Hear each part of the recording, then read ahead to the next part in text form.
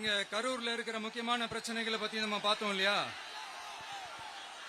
இன்னொரு முக்கியமான பிரச்சனைக்கு காரணமா இருக்கிற ஒருத்தரை பத்தி நம்ம பேசாம போனா நல்லாவா இருக்கும்? கரூர் வரைக்கும் வந்துட்டு அவரை பத்தி பேசாம போனா நல்லா இருக்குமா? நல்லா இருக்காதுல. எதுக்கு சுத்தி வளைச்சுக்கிட்டு ஸ்ட்ரைட்டா விஷயத்துக்கே வருவோம். இந்த கரூர் மாவட்டத்தில் ஒரு மந்திரின்னு ஒருத்தர் இருந்தார்ல, இப்ப ஒரு மந்திரி இல்ல, ஆனாலும் மந்திரி மாதிரி. நான் யாருன்னு உங்களுக்கு சொல்லிதான் தெரியணுமா என்ன?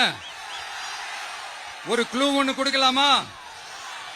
பாட்டிலுக்கு 10 ரூபா, பாட்டிலுக்கு 10 ரூபா, பாட்டிலுக்கு 10 ரூபா, பாட்டிலுக்கு 10 ரூபா, பாட்டிலுக்கு 10 ரூபா, பாட்டிலுக்கு 10 ரூபா, பாட்டிலுக்கு 10 ரூபா, பாட்டிலுக்கு 10 ரூபா.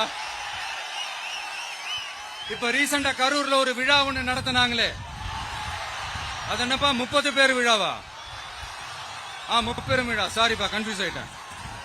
அந்த விழாவில் மாண்புமிகு சிஎம் அவர்கள் இந்த மாஜி மந்திரியை பத்தி உச்சி மேல தூக்கி வச்சு மெச்சினதெல்லாம் நம்ம காதால கேட்டோம் இல்லையா?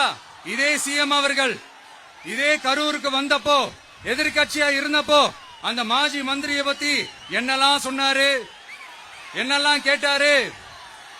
ஐயா, ஃபேக்ட் செக் நண்பர்களே, இதெல்லாம் நீங்க பெருசா ரிசர்ச் பண்ணணும்னு அவசியமே இல்ல. யூடியூப் ஓபன் பண்ணி பாருங்க, தெரிச்சிருவீங்க, மிரண்டுருவீங்க.